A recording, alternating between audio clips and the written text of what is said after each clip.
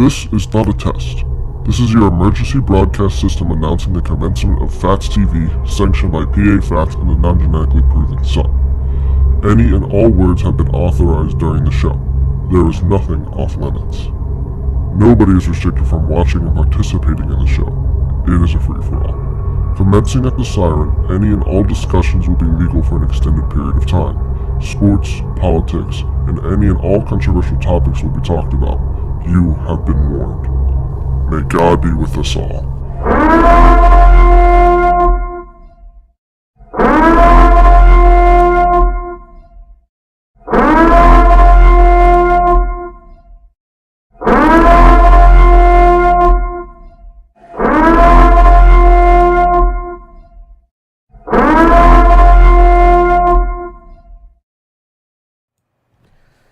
Good evening, ladies and gentlemen. Welcome to Phatts TV on this Tuesday night, December the 13th. 12 days, 11 and a half days till Santa Phatts and the non-genetically proven elf make their yearly voyage around the world to visit all the good and bad people out there, bringing them tons of gifts made by our sweatshop elves. See Christmas special from a couple years ago. Best episode of Phatts TV ever. Subjective. Definitely the best. I am PA Phatts, coming to you live from Phatts Studio A. Joining me in the upper left-hand portion of the screen, as always, from Phatts Studio B, deep in the heart of Center County, Pennsylvania, the one, the only non-genetically proven son. It's not really deep in the heart anymore, though. It might even be deeper in the heart if you look at it on a map. I mean, yeah. But I don't, let's just say I don't live around liberals anymore. True. Not as many. I'm sure there's still a number, but not nearly as many. Yeah. So how's it hanging? I work. That you do. Pretty much it. That you do. Work, I come home, eat dinner, and I like to do the podcast. I relax for an hour, I go to bed. Play video games. Forgot to play video games. Well, that's my relaxing. Oh. Because I don't watch TV. I bought a 60-inch TV and barely use it. There you go. Smart man. So on last Friday's sports show, we touched a little bit on something that kind of crosses the lines between our two subject matter, politics and sports. So there was a criminal released in Mother Russia, and there was a criminal released in the United States. Wait. Let me guess.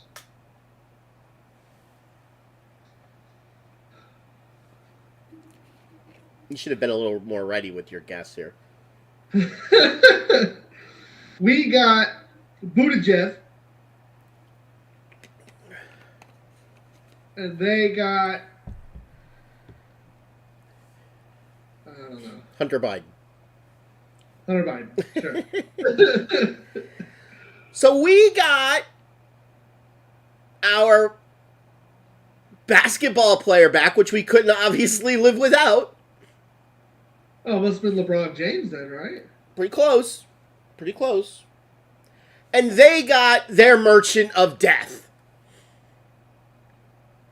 Arms dealer. Hey, I will say, you gotta agree, it's kind of a cool name. The Merchant of Death is a pretty cool name. Imagine being nicknamed or known as the Merchant of Death. That's kind of cool. That is a pretty cool name. It's a very video game-esque name. Yes. So we trade a basketball player and a Merchant of Death. Rumor has it that Russia also gave us a 6th-round pick in the next WNBA draft, a couple cartons of Russian cigarettes, And, of course, a case or two of vodka. That's the word. We gave the Russians in return the Hunter Biden laptop. So it could, get lost. Let's say, what are they going to do with it? Throw it in Siberia? Pretty much. It's gonna get lost. So, a lot of people praised the release. A lot of people damned the release. I'd say more people damned it because it didn't make any sense. Well, that's the circles you run around in. I saw both. Yes. But I'd say a lot of people in the middle here that, maybe don't care about politics think it was the stupid trade when they see the Merchant of Death. The Merchant of Death. When they see that, they see Victor or whatever his name was? Victor. We'll just call him Victor. That means nothing to them. Whatever. It's a prisoner. All right, whatever. But once they see the nickname, they're like, well, that was a stupid trade. Are you saying it's because Brittany Griner doesn't have a good enough nickname? Brittany Griner should still be in Russia. So if her nickname was Dunkosaurus Heterosexualoris or Dunkosaurus Homosexualoris, would that be an even trade then? Because they would have two decent nicknames? No. No? Because nobody watches the WNBA, so nobody would have a nickname like that. Got ya. Except the first game she comes back, they'll have about 3 million viewers and about 10 people in the stands. I will not be one of them. In the stands or the viewers? Both. Also, I don't even watch football. Why would I watch basketball?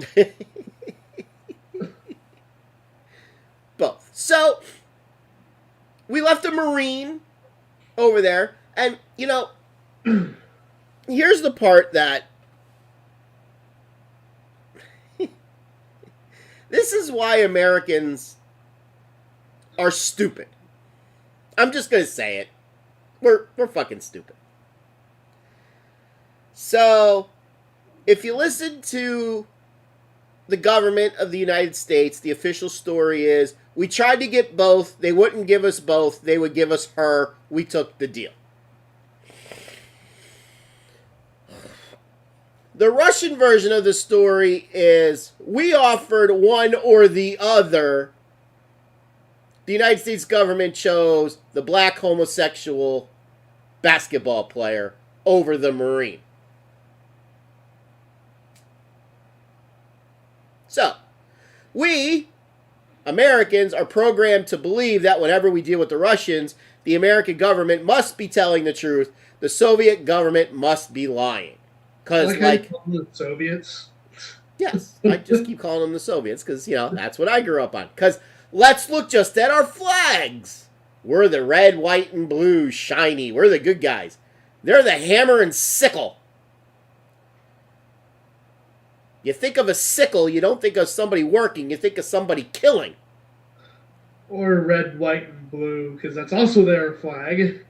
Their flag is not red, white, and blue. The Russian flag is red, white, and blue. I'm still on the Soviet flag, the hammer and sickle of the Soviet Union. In 1994. 3, 4. I don't know, one of them. So, who's lying and who's telling the truth? Here's your answer, America. Are you ready? Are you ready? Are you ready for what I'm going to tell you? Ready? Give me a countdown. Give me a drum roll. And then count it down. 5, 4, 3, 2. They're both lying. They're both bad guys. Why is it we can't stand our government until they come up and have to deal with a government we tend to like less because we've been programmed to like them less? Why can't they both be bad? Were they not both bad in Star Wars? The clones? and the robots? Weren't they both basically on evil? They were both being controlled by Palpatine. If you think about it. You're talking about the prequels. Yes. Yes. You're talking about episode 2. I am. Yes. One of the worst episodes of Star Wars out there. Okay, but they were both bad. Why can't both governments be bad? They fought each other. So here's the deal. Okay? Whether or not we had a choice, or whether or not that was the only person we could get, of course, we would choose the black homosexual lesbian basketball player, sports star. Because she's more important to the general public than a white, heterosexual male. It's just that simple. It really is just that simple. As much as I don't want to say it, it really is just that simple. Do you think it's just that simple? Yeah, I explained this to you earlier this week about a different topic. It really is just that simple.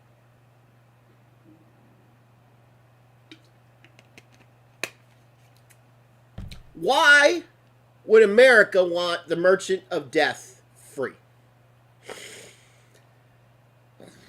We have to have other Russian prisoners. He can't be the only one. Maybe to go hurt somebody else? Right? He can't be the only one, could he? I mean, maybe it's theoretically possible he's the only one. Yeah, it's maybe the only one that was alive. But let's just assume he's not the only one. The official line from the government, and I love this one, and this one came from the press secretary. Oh, he's been in jail for a long time. He's out of the game. Basically, that's what she said. Out of the game. Yeah, he's not going to go back to being an arms dealer because he's been out of the game too long. Or maybe, just maybe, we want him to be an arms dealer for us. Dum dum dum! Or maybe he was an arms dealer for us. Dum dum dum! Maybe. The United States government is evil, ladies and gentlemen, whether you've never realized it or not. And with that, there'll be a drone missile hitting my house in about 4, 3, 2, 1.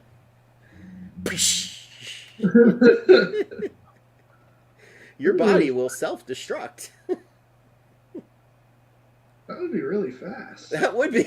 Well, you know, you gotta believe the CIA has their eyes on PA Phatts. Why would they do that? I am a minor YouTube celebrity. I guess so. Let's face it. You have a lot of pool in this world. Because I'm fat. Yeah. I got nothing to lose. We could go with that explanation. Sure. Sure.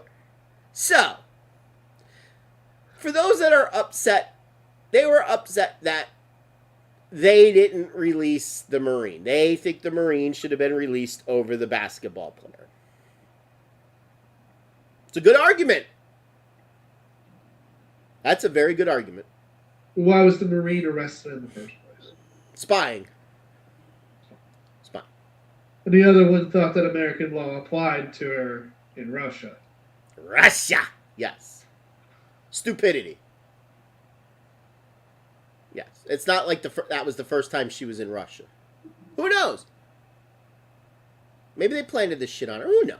Who the fuck knows? Again, you don't know. Governments are evil.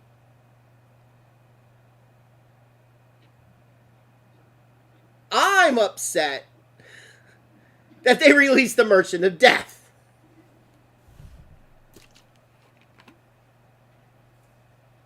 Sorry, no one's worth releasing the Merchant of Death. Not even me. Must be serious though. And I'm fucking pretty indispensable, if I do say so myself. Yeah. Yeah. What do you guys think? Is PA Phatts indispensable?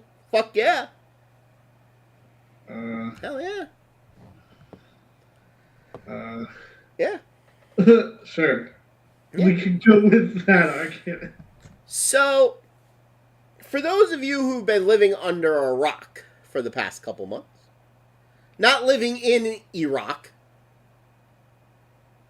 although they could be the same thing, living under a rock,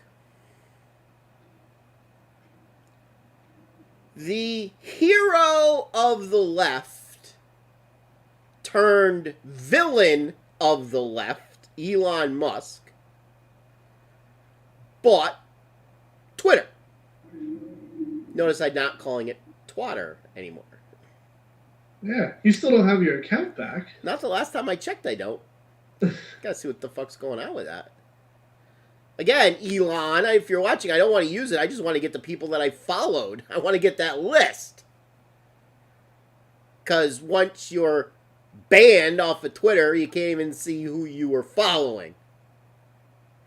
That's great. You know, they could ban you off of Twitter. You just could create a new account.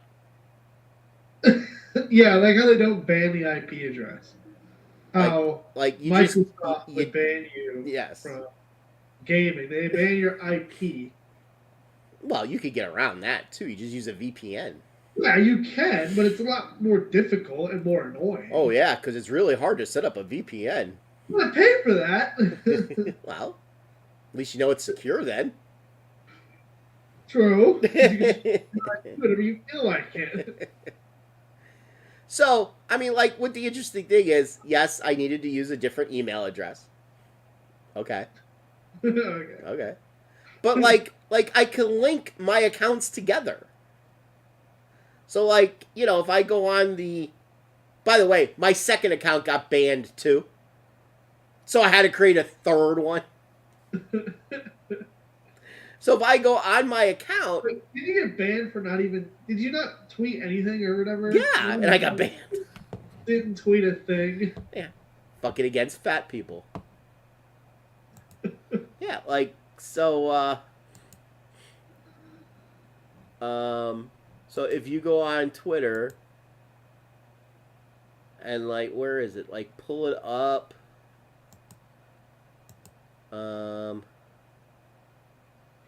Somewhere in there, like, you could log out and, like, log into your different accounts. Like, it lists them all. So it's like, okay.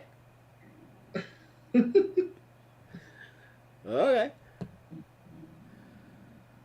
So, by the way, if you want to follow me on Twitter, it's at Phatts TV. There you go. Phatts TV. Phatts TV. I believe. I should probably check that out before I just, you know, say something that's not right. Give yourself a fake plug. Yeah. At Phatts TV, there you go. There you go. At Phatts TV. My last tweet. England didn't even try. Wasn't their A game. Wasn't their B game. Wasn't their C, D, E, F, G, H, or I, or J game. They gifted the U.S. a point, so thanked them, because they didn't even try.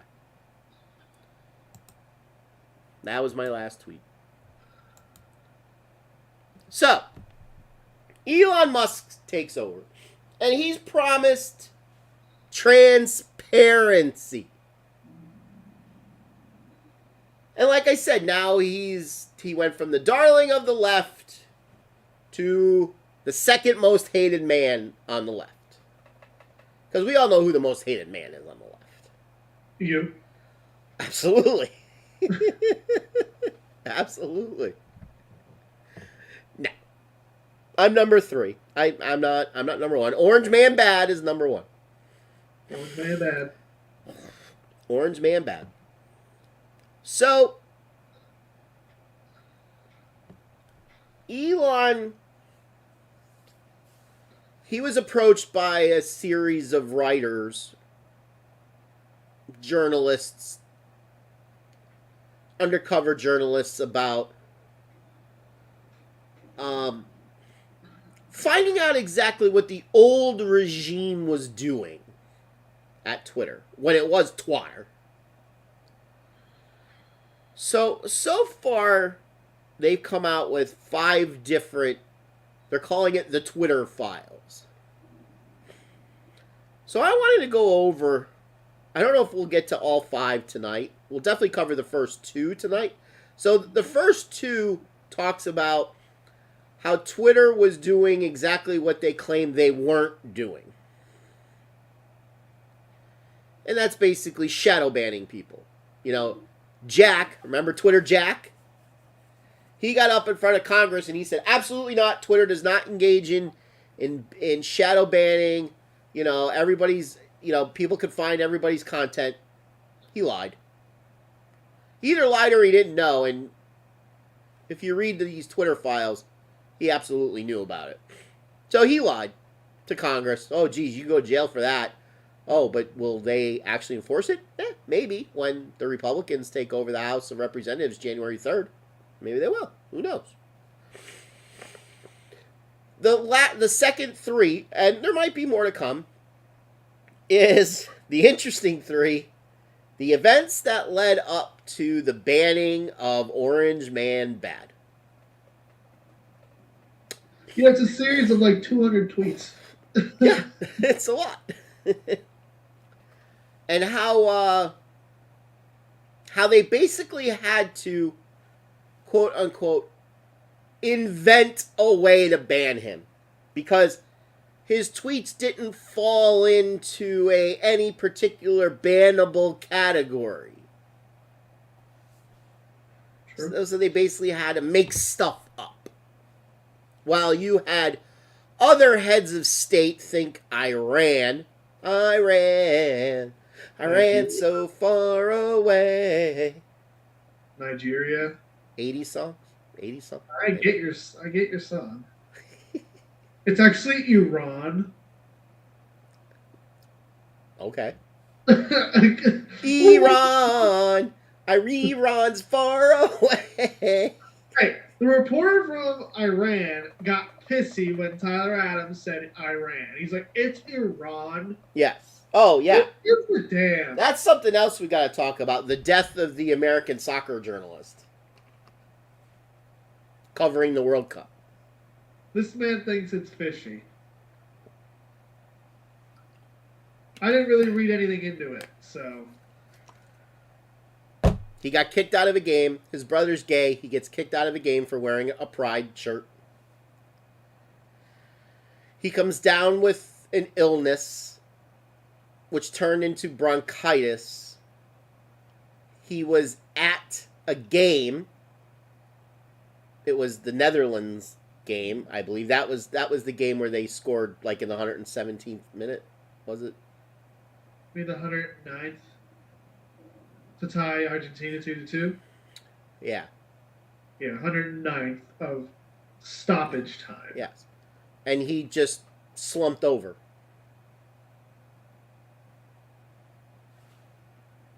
I mean, was he poisoned? Who knows? Was it the jab? Who knows? Who knows? Apparently now a second reporter has died over there. A photojournalist. So, yeah, we got to cover that. But tonight we're covering Twitter Files Part 1 and Part 2. So, I want to share my screen. Whee! Pulling you in depth to my Twitter screen. So, this is Twitter Files number 1. Reveals that teams of Twitter employees build blacklists, prevent disfavored tweets from trending, and actively limit the visibility of entire accounts or even trending topics, all in secret without informing users. By the way, while I have this up, you have to man the message board, please. Okay. Twitter once had a mission to give everyone the power to create and share ideas and information instantly, without barriers. That's a great idea. Don't you think? Agreed. Great idea. Along the way, barriers nonetheless were erected. Take, for example, Stanford's Dr. J. I'm not even going to try to pronounce his last name, who argued that COVID lockdowns would harm children. We've all heard that. We have. Twitter secretly placed him on a trends blacklist, which prevented his tweets from trending. So here is his behind the scenes, like the stuff that only Twitter employees could see. And you see, it says trends blacklist. He had no strikes at the time. His account was active. A recent abuse strike, don't know for what, doesn't say, but his trends were blacklisted. Or consider the popular right-wing talk show host, Dan Bongino. You know who Dan Bongino is. Yeah, he's really good. At least I like him. I don't know about you. Yeah, I like him. Who at one point was slapped with a search blacklist. So if you tried to find him on Twitter, you ain't going to be able to find him. And he had a notification spike, so yeah, nothing crazy well, look, can happen. Not safe for work viewing. I don't recall Dan Bongino ever posting anything pornographic. No, he literally tweets basically the same thing every day. Today's date, and Joe Biden is still the worst president in America. But he is verified, which is surprising. Yeah. Twitter set the account of conservative activist Charlie Kirk to do not amplify. You know who Charlie Kirk is. Do you know who Charlie Kirk is? Another one. Do not amplify or not safe for work. Oh, amazing. Did they do that to the Ayatollah in Iran? So far away? No. He's still active calling for death of the Jews. Twitter denied it does such things. In 2018, Twitter Vijaya Gadi, then head of legal policy and trust, and Kayvon Bayekpour, whatever. Yeah. Bayekpour. You know, nobody named fucking Smith worked at Twitter. Smith or Jones. There was no Smiths or Jones at Twitter. It's like all these fucking names that you can't even pronounce. Yeah. We don't shadow ban, they added, and we certainly don't shadow ban based on political viewpoints or ideology. Their words. Their words right there.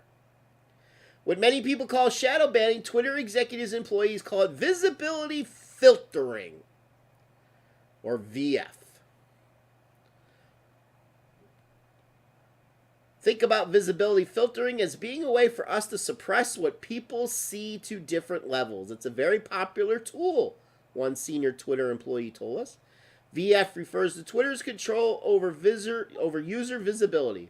It used VF to block searches of individual users, to limit the scope of a particular tweet's discoverability, to block select users' posts from ever appearing on a trending page, and from inclusion in hashtag searches, all without the user's knowledge. Think the very popular Twitter handle. You see it on Instagram. Libs of TikTok. I've never seen that before. Oh, Okay. you should check out Libs of TikTok sometime. I don't know if I want to. Oh, it's very anti-liberal. Oh. It makes fun of liberals. Like, it takes videos from people that post stuff on TikTok and makes fun of it. Okay, that's kind of funny then. It got banned, of course, by Twitter. Oh. Nice. Anything on the message board yet? No. We control visibility quite a bit, and we control the amplification of your content quite a bit. And normal people who do not know how much we do. The group that decided whether to limit the reach of certain users was the Strategic Response Team Global Escalation Team, or SRT-GET. It often handled up to 200 cases a day. But there existed a level beyond official ticketing, beyond the rank and file moderators following the company's policy on paper. This is the site integrity policy. Policy escalation support. This grouping included head of legal policy trust, here's more, Vijay Gatti, and global head of trust and safety, Yoel Roth. You trust me, when you start reading these Twitter files, you come up with Yoel Roth quite a lot. Subsequent CEOs, Jack Dorsey and, another name, not Smith or Jones, and others. This is where the biggest, most political sensitive decisions got made. So if it was, somebody who's really popular, think Orange Man bad, it didn't, the low-level moderators on the SRT-GET, they weren't equipped to handle it, so it got kicked upstairs, let's just say, kicked up to the 6th floor, back in FBI terms, or the Justice Department, kicked up to the 6th floor. This is where the biggest, most political sensitive decisions got made. Think high follower account, controversial. Another Twitter employee told us, for these, there would be no ticket or anything. One of these accounts that rose to this level was the scrutiny of libs of TikTok. An account that was on the Trends blacklist and was designated as do not take action on user without consulting SIPPEZ. So that means if it got put in front of the moderators couldn't do anything with it. They had to kick it up to the 6th floor. Again, right here at the top. Do not take action on user without consulting with SIPPEZ. The account, which another not named Smith or Jones, this was the person who created Libs of TikTok, began in November 2020 and now boasts over 1.4 million followers, was subjected to 6 suspensions in 2022 before Elon took over. Each time, the site was blocked from posting for as long as a week. Twitter repeatedly informed Raychick, I don't know if that's how you pronounce it, that it is a she, by the way, I knew that she had been suspended for violating Twitter's policy against hateful conduct. So all she was basically doing was taking people's videos on TikTok and posting them to Twitter to make fun of them. Gotcha. But an internal SIPPEZ memo from October 2022, after her 7th suspension, the committee acknowledged that LTT, Liberals of TikTok, has not directly engaged in behavior violating the hateful conduct policy. So what do you know? What do you know? They actually admit that the reasons why they suspended her were not the actual reasons she was suspended. What the hell do you know? Site policy recommends Libs of TikTok 7-day timeout at the account level, meaning not for a specific tweet, based on the account's continued pattern of indirectly violating Twitter's hateful conduct policy by tweeting content that either leads to or intends to incite harassment against individuals and institutions that support LGBTQ communities. At this time, site policy has not found explicitly volatile tweets, which would result in a permanent suspension. This type of enforcement action, repeated 7-day timeouts at the account level, will not lead to permanent suspension. However, should Libs of TikTok engage in any other direct level violations of any site policies, we will move forward with permanent suspension. Since its most recent timeout, while Libs of TikTok has not directly engaged in behavior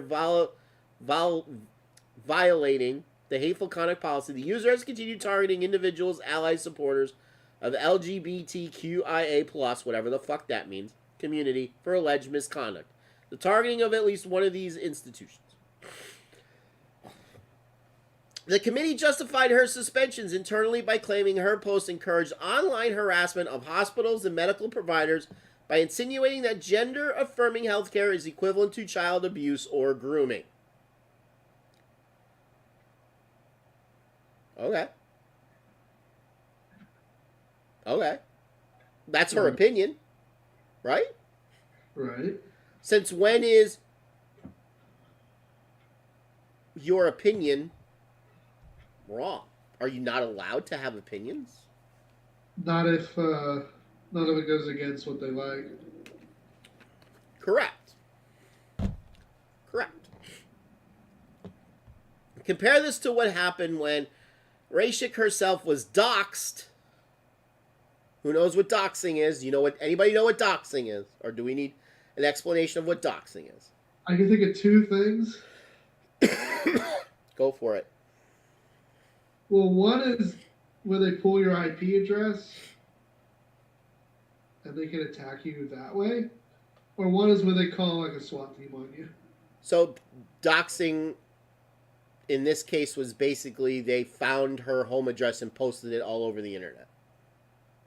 So yeah, found yes. IP, takes everything. Yes. And they harass that way. A photo of her home, her address was posted in a tweet that has garnered more than 10,000 likes. On November 21st, 2022. So not even a month ago. Right. When Raycheck told Twitter that her address had been disseminated, she says Twitter support responded with this message. We reviewed the report content and did not find it to be in violation of the Twitter rules. No action was taken. The doxing tweet is still up. I did not go to look to see if it's still up. In internal Slack messages, Twitter employees spoke of using technicalities to restrict the visibility of tweets and subjects. Here, Yoel Roth, Twitter's then global head of trust and safety, in a direct message to a colleague. A lot of times, SI has used technically spam enforcements as a way to solve a problem created by safety under enforcing their policies, which again isn't a problem per se, but it keeps us from addressing the root cause of the issue, which is that our safety policies need some attention. All right. 6 days later, in a direct message with an employee on health misinformation, privacy, and identity research team, Roth requested more research to support expanding non-removal policy interventions like disabling engagements and de-amplification visibility filtering. So basically what he's saying is, if we don't like something you're saying, but it doesn't break our rules per se, we're going to try to find a way to, shadow ban you, basically. Right. That's what basically he's saying. Roth wrote, the hypothesis underlying much of what we've implemented is that if it exposes to, for example, misinformation directly causes harm, we should use remediations that reduce exposure and limiting the spread of content. That's a good way to do it. He added, we got Jack on board, Twitter Jack, with implementing this for civic integrity in the near term, but we're going to need to make more robust case for this in our repertory of policy remediations, especially for other policy domains. So that is Twitter file number 1.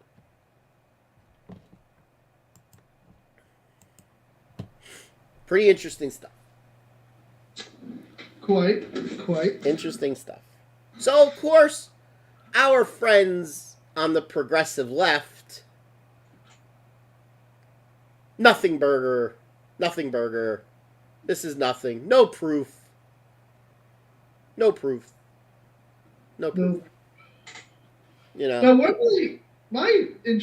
do they get these direct messages? Well, they now or screenshots of Dan Bongino's page, you would think they would have got rid of all that before they handed it over. It's the internet. Nothing is gone forever. But how would you go find that? Oh, I see. You need a lot of people that are smarter in computers than I am.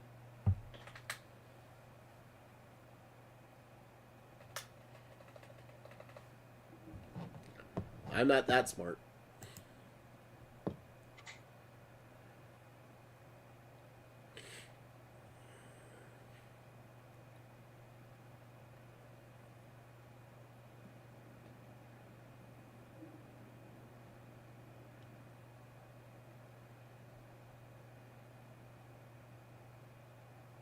Okay, so now we get into Twitter file number 2.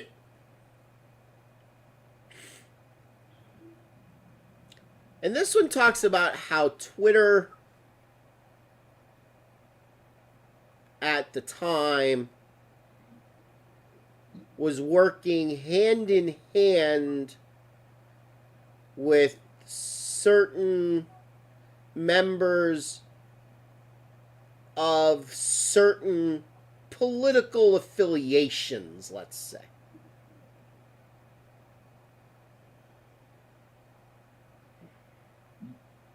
Let's say these political affiliations had the ear of Twitter, even though Twitter was saying, no, we don't do that kind of stuff.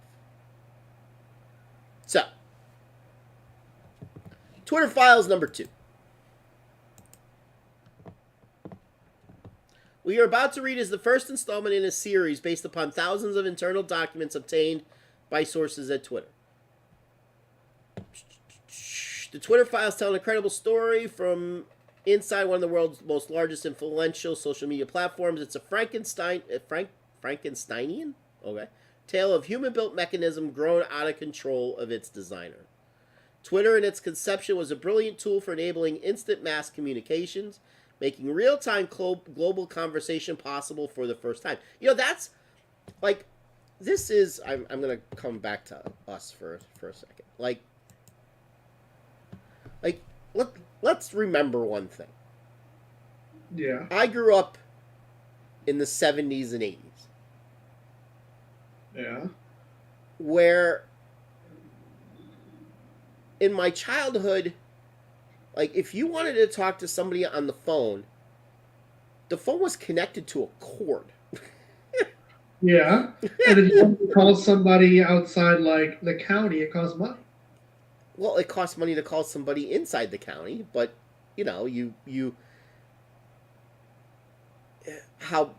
basically everybody back then had an unlimited call plan. So it gave you local calls for free, as many as you wanted to make. But you could not have a limited call plan, and you would only be able to make so many phone calls a day. And then once you got outside of your area, yes, you got charged what was called long distance.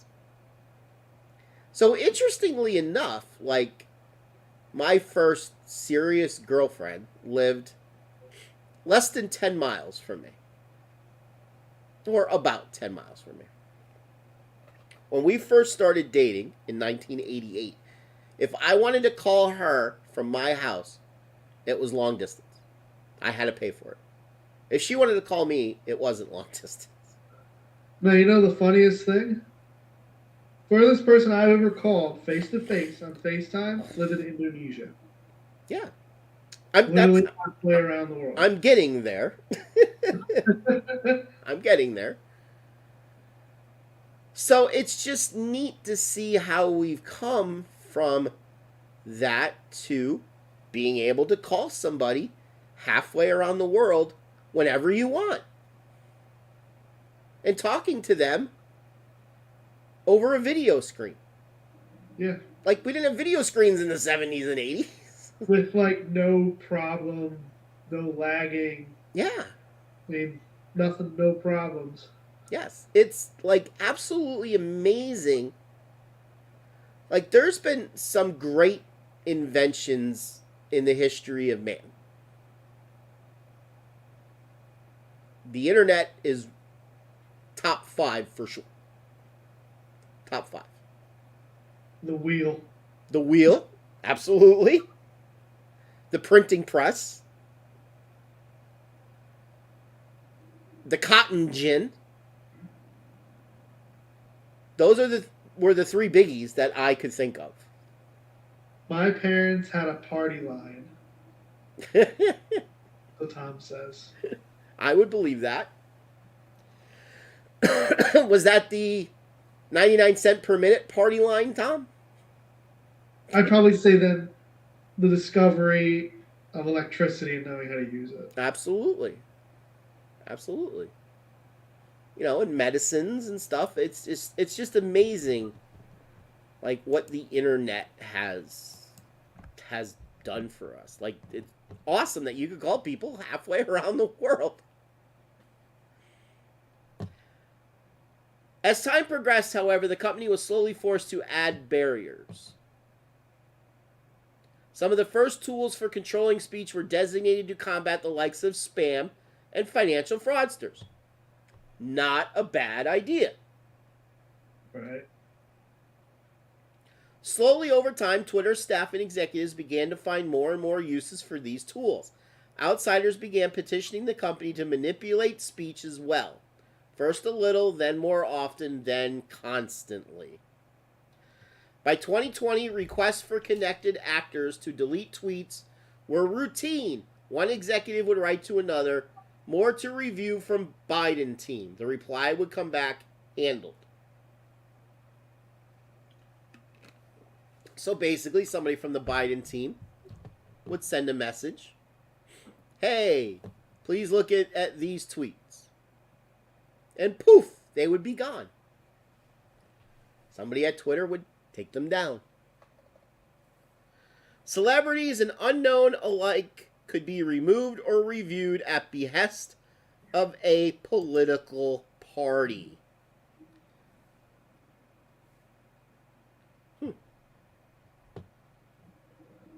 James Woods. We know who James Woods is.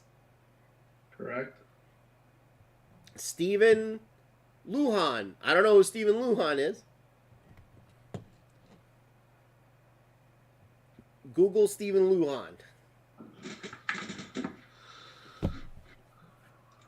I like that. See, that's Google Stephen Lujan. We can find out all that we want to know. Stephen Lujan.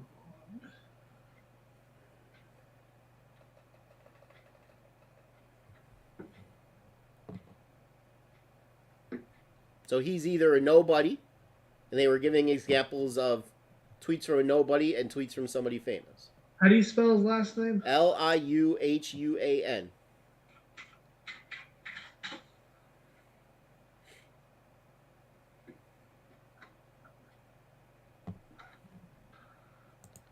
I assume that's what they mean by an unknown. So celebrities and unknowns alike. Yeah, I'm not. So he's an unknown. Getting anything. Both Great. parties had access to these tools. For instance, in 2020, requests from both the Trump White House and the Biden campaign were received and honored. However, the system wasn't balanced. It was based on context. Because Twitter was and is overwhelmingly staffed by people of one political orientation, wonder what that is, there were more channels, more ways to complain open to the left, well, Democrats, than the right. Contributions by party of recipient. Huh. That's a lot of money to the Democrats. Yeah. Not very much to Republicans. No. $451 won't even get you a decent call girl for an hour. The resulting slant in content moderation decisions were visible in documents you're about to read. However, it is also the assessment of multiple current and former high-level executives. Okay, there was more throat clearing about the process, but screw it, let's jump forward.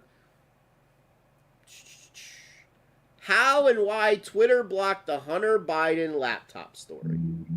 We all know about the Hunter Biden laptop, right? Oh, Still going on. Right? The secret emails, his laptop was left at a repairman's shop. He never came back to pick it up. It sat there for a while. It eventually got turned over. All these secret emails were on it, as published by the New York Post, running up to the November 2020 presidential election. On October 14, 2020, the New York Post published Biden's secret emails, an expose based on the contents of Hunter Biden's abandoned laptop. Twitter took extraordinary steps to suppress the story, removing links and posting warnings that it may be unsafe. They even blocked its transmission via direct message, a tool hitherto reserved for extreme cases, for example, child pornography. That is a good use of blocking links. Correct. Blocking links for illegal material is a good reason to do such a thing. Blocking links because it hurts somebody who you like politically, bad reason. Let's say it again, class. Blocking links for child pornography, good reason. Blocking links for talking about a political party you like, bad reason. White House spokesman Kayleigh McEnany was locked out of her account for tweeting about the story, prompting a furious letter from Trump campaign staffer Mike Hahn, who seemed at least pretend to care for the next 20 days. This led public policy executive Carolyn Strom, wow, she sounds white, She probably is. to send out a polite what the fuck query. Several employees noted that there was tension between comms and the policy teams, who had little less control over moderation and the safety trust teams. Carol Strom wrote, "Hi team, are you able to take a closer look here? Thank you." So at least she sent an email. Yeah. Whether to whom, who knows. Did anybody read it? Who knows. Strom's note returned the answer that the laptop story had been removed for violation of the company's hacked materials policy. Per checking, the user was bounced by site integrity for violating our hacked materials policy, adding them here for further insights and guidance. Let me ask a question right now. If it was Donald Trump Jr.'s laptop, does it get removed? No. Fuck no! It doesn't. It would have been news-worthy. And it should be newsworthy if it was... If Donald Trump Jr.'s laptop had secret email communications from Donald Trump to potential illegal activity going on with other countries. That should be news. Although several sources recalled hearing about a general warning from federal law enforcement that summer about possible foreign hacks, there's no evidence that I've seen of any government involvement in the laptop story. In fact, that might have been the problem. The decision was made at the highest levels of the company, but without the knowledge of CEO Jack Dorsey, with former head of legal policy, oh, there's that name again, Vijaya Gady, however you pronounce it, playing a key role. They just freelanced it, is how one former employee characterized the decision. Hacking was the excuse, but within a few hours, pretty much everyone realized that that wasn't going to hold, but no one had the guts to reverse it. Yeah, so if you remember their first instincts, the CNNs of the world, the Fox Newses of the world, the MSNBCs, oh, fake news from Russia, fake news from Russia, fake news from Russia. You can see the confusion in the following lengthy exchange, which ends up including Gaddy and former Trust and Safety Chief, oh, there's that name again, Yoel Ruth. Comms official Trenton Kennedy writes, "I'm struggling to understand the policy basis for marking this as unsafe." Hey, Trenton Kennedy, a white guy, probably said that. What do you know? I mean, Trenton Kennedy could be a black guy. Could be. Trenton Kennedy is probably not Indian or Pakistani. No. Or whatever, VJJJ, you know. One of these names that we can't announce. I think the best explanation, grammar.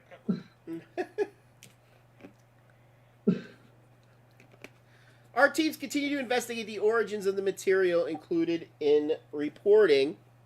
I'm struggling to understand the policy basis for marking this as unsafe, and I think the best explainability argument is this externally would be that we're waiting to understand if this story is the result of hacked materials. We'll face hard questions on this if we don't have some kind of solid reasoning for marking the link unsafe. We will also mark similar stories, or will we also mark similar stories as unsafe? Was asked by Katie Roseborough. That sounds Jewish. So she's probably white. Not that that matters. By this point, everyone knew this was fucked, said one former employee, but the response was essentially to err on the side of continuing to err. Yoel, whatever the fuck his name is. The policy basis is hacked materials, though. As discussed, this is an emerging situation where the facts remain unclear. Given the severe risks here and lessons of 2016, we're erring on the side of including a warning and preventing this content from being amplified. Vijaya, what was the warning that will come up? New. When you click the link, you'll see the generic unsafe URL message. Not ideal, but it's the only thing we have. So, really, the New York Post link is unsafe. Apparently. Please Google when the New York Post started. 18 what?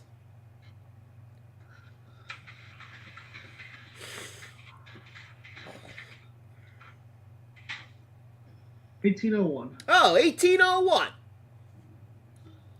Obviously. By Alexander Hamilton. The New York right. Post has been telling stories for over 200 years. Stories that shape your world, that make you smile, that cause you shit.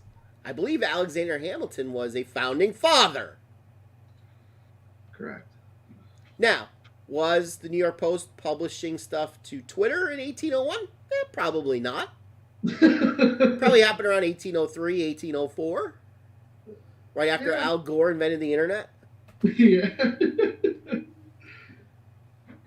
So, you click a link by the New York Post started by a founding father, it's going to say, this could be unsafe. Really? Really? Really? Whatever we do in the comms, this will become a biased claim for Jack pre-hearing immediately. Let's make it clear we're proactively but cautiously interpreting this through the lens of our hacked materials policy and allowing the link with the warning and significant reduction of spread. Yeah, that's why they were doing it. Former VP of Global Comms, Brandon Borman, asked, can we truthfully claim that this is part of the policy? To which former Deputy General Counsel Jim Baker again seems to advise staying the non-course because caution is warranted. I support the conclusion that we need more facts to assess whether the materials were hacked. At this stage, however, it is reasonable for us to assume that they may have been and that caution is warranted. There are some facts that indicate that the materials may have been hacked, while there are others indicating the computer was either abandoned and or the owner consented to allow the repair shop to access it for at least some purposes. We need more information. The fundamental problem with tech companies and content moderation, many people in charge of the speech care little about speech and have been told the basics by outsiders. In one humorous exchange on day one, Democrat Congressman Ro Khanna reaches out to Gotti to gently suggest she hop on the phone to talk about the backlash. Kahana was the only Democrat official I could find in the files who expressed concern.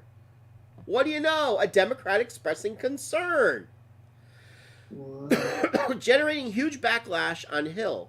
Happy to chat if you're up for it. So basically she's saying, hey, we're hearing up here from the government that you guys restricting a link to a newspaper website founded by a founding father may not be a good idea.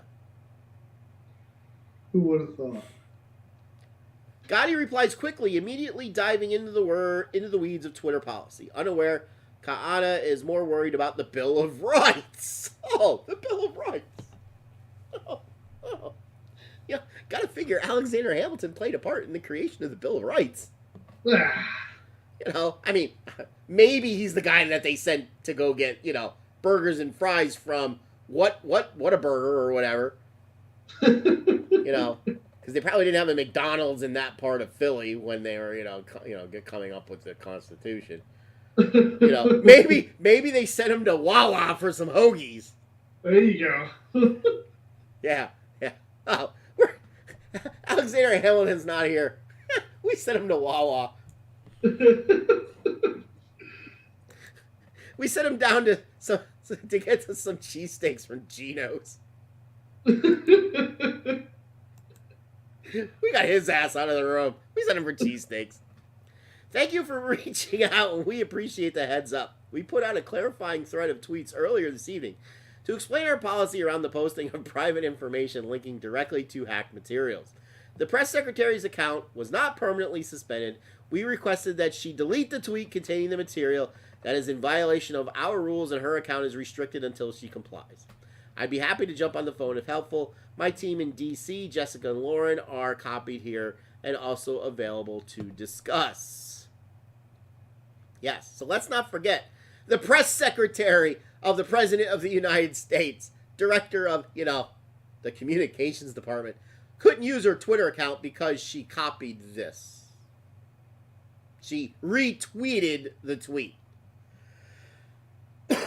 So you couldn't access her account. And they said, we're not going to give you access to your account back till you remove the tweet. The press secretary of the United States of America. Yeah. Kahani tries to reroute the conversation to the First Amendment. Huh. Who would have thunk? A Democrat. Hope you're well, Vijaya. Sounds like vagina, doesn't it? I'm just going to say, hope you're well, Vagina. But it seems a violation of our First Amendment principles. If there is a hack of classified information or other information that could expose a serious war crime, and the New York Times was to publish it, I think the New York Times should have that right. A journalist should not be held accountable for the illegal actions of the source unless they actively aided the hack. So to restrict the distribution of that material, especially regarding a presidential candidate, seems not the keeping of the principles of New York Times versus Sullivan, which is a famous Supreme Court case. I say this as a total Biden partisan and convinced he didn't do anything wrong, but the story has now become more about censorship than relatively innocuous emails. That's become a bigger deal than it would have been. It is also now leading to serious efforts to curtail Section 230, many of which would have been a mistake. I actually agree with that. Section 230 should not be curtailed. If you don't know what 230 is, look it up sometime. We can have that conversation.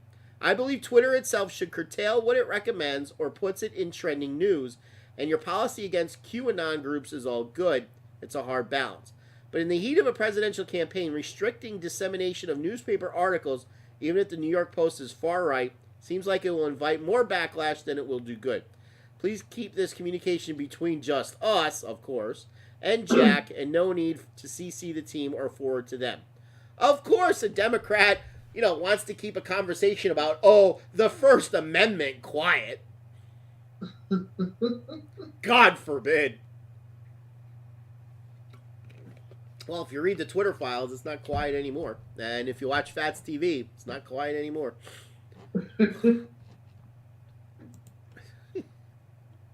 Within a day, head of public policy Lauren Cumberston receives a ghastly letter from Carl Zabayo of research firm NetChoice, which had already polled 12 members of Congress, 9 Republicans and 3 Democrats from the House Judiciary Committee. Yesterday, NetChoice's Chris Marchese met informally with 9 Republicans and 3 Democratic House staffers to gather intel about Facebook and Twitter and the New York Post stories. The staffers hail from the House Judiciary Committee, to Rep. Judy Chu's office. Okay.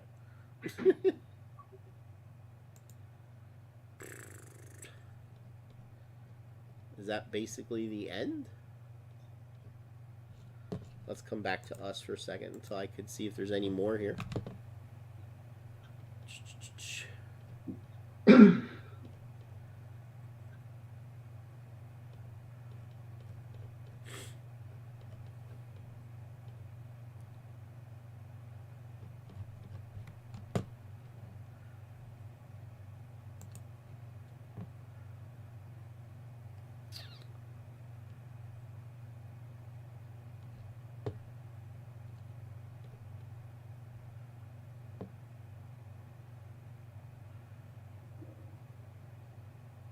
Huh.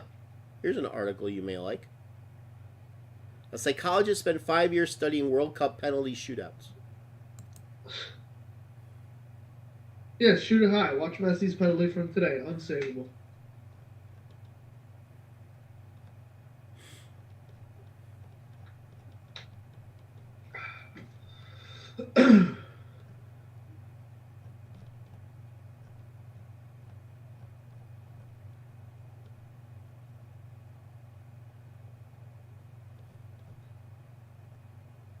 How does it take 5 years to go through that? There's only been like 20 World Cups.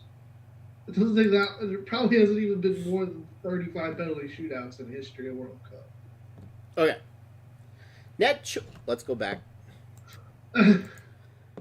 Net Choice lets Twitter know a bloodbath awaits the upcoming Hill hearings, with members saying it's a tipping point. Complaining tech has grown so big that they can't even regulate themselves, so government may need to intervene. Like, that's what we want. Government infringing on sites like this.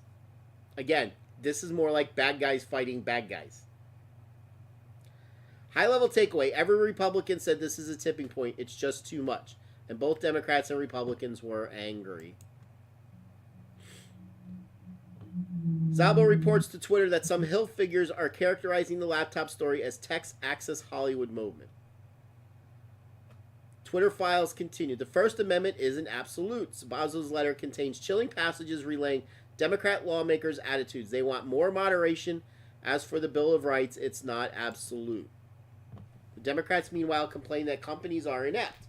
They let conservatives muddy the water and make the Biden campaign look corrupt, even though Biden is innocent. They link this to Hillary Clinton's email scandal. She did nothing wrong, okay. But because the press wouldn't let the story go, it became a scandal far out of proportion. In their mind, social media is doing the same thing. It doesn't moderate enough harmful content, so when it does, like it did yesterday, it becomes a story. If the companies moderated more, conservatives wouldn't even think to use social media for disinformation. See how the Democrats are weaving this? So the Democrats want to take away the 230 protections of social media sites so that this shit can't happen. So basically, if they take away 230 protections and the New York Post publishes this, Hunter Biden could sue Twitter, basically. Tell me that's not curtailing free speech. Yeah. That's scary shit. I told you don't want 230 to go away. The Democrats were in agreement. Social media needs to moderate more because they're corrupting democracy and making all truth relative. When pushed on how the government might incite on that, consistent with the First Amendment, they demurred. The First Amendment isn't absolute. In most cases, it isn't. I mean, most cases it is absolute. But in cases like yelling fire in a crowded movie theater, you can't do that. An amazing subplot of the Twitter Hunter Biden laptop affair was how much was done without the knowledge of CEO Jack Dorsey and how long it took for the situation to get unfucked.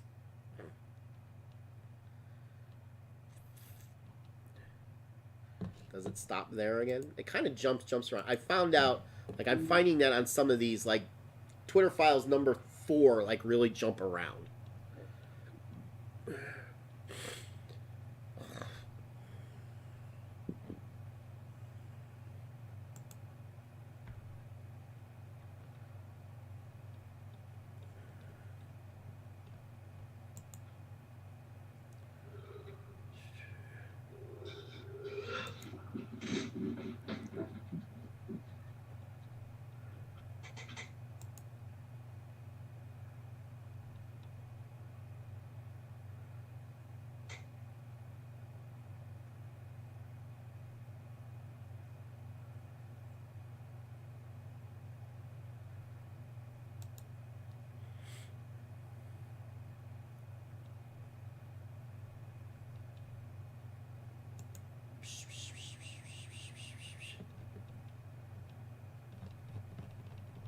Yeah, I'm getting in pretty deep now. I can't find where this continues, but we see where this is going here. Yes.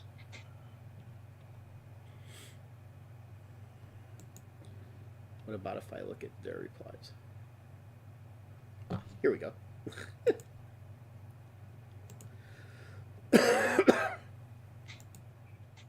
There are multiple instances in the files of Dorsey intervening to question suspensions and other moderation actions for accounts across the political spectrum. The problem with the hack materials ruling, several sources said, was that this normally required an official law enforcement finding of a hack, but such finding never appears throughout what one executive describes as a whirlwind 24-hour company-wide mess. It's been a whirlwind 96 hours for me, too. There is much more to come, including answers to questions about issues like shadow banning, boosting, follower accounts, fate of various individual accounts, and more. So that's the end of Twitter Files number 2. So, on our next political show next week, we will talk about Twitter Files 3, 4, and 5, which are about leading up to the events of Donald Trump being banned from Twitter, which Elon has allowed him back on it, but as of yet, Trump has not come back on it. I think personally that's a mistake. As he hasn't tweeted. I guarantee you he has Twitter. Honestly. Oh, yeah. Oh, sure. I guarantee he goes on it daily. He just hasn't tweeted yet. Sure. I mean, because he has his own. Somebody out there is telling him not to tweet. Right. I figured he was waiting till the election was over, but clearly that wasn't the case. Right. He has his own parlor, you know. Yes. Or whatever But one it is. It's not as big and never will be as big as Twitter. Right. Of course not. That's why I think this is a mistake. So, what's your reaction to Twitter Files 1 and 2? Well, I'm not surprised. Every company does it, just Twitter didn't really try to hide it. Well, yeah, they did try to hide it, but now it's being exposed. It was kind of obvious from the start, though. Like, if you're really paying attention to, like, that article when it came out, like...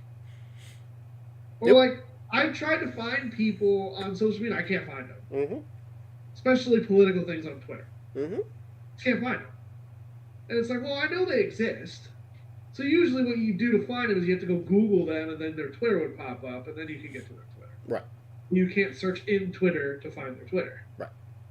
And, like, if you have a brain, you knew there's something fishy about it. Sure. Absolutely. And Facebook does the same thing. YouTube does the same thing. Yep. I'm sure Snapchat does something like that, but I don't really see anything political on, like, Snapchat or Instagram. No. They're more for, like, people, not for politics. I know Instagram has rules on it. Because libs of TikTok has had issues there too. Okay, but you shouldn't be suspended for making fun of somebody. I should be able to make fun of anybody who I want, not get suspended for it. I'm not asking for their death or to attack them.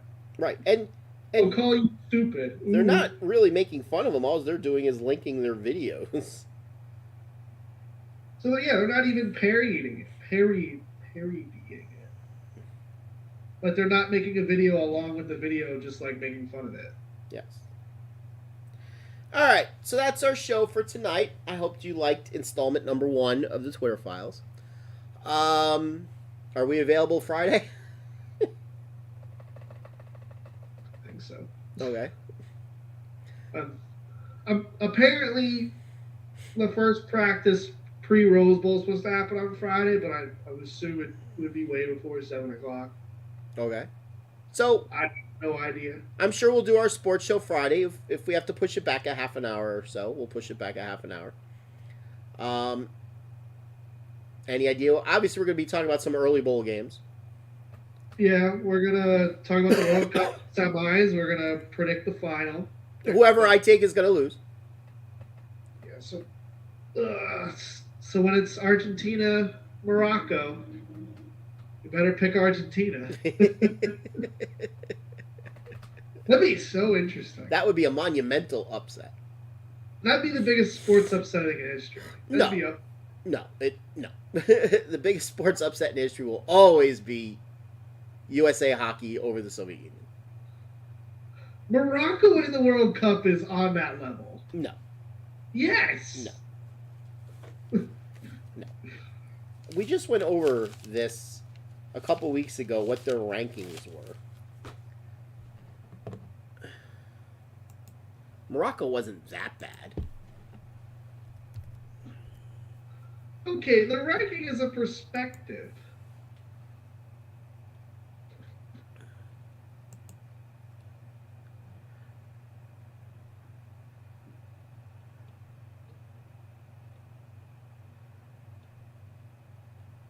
$22nd. I mean, so yeah, it would be a huge upset. But,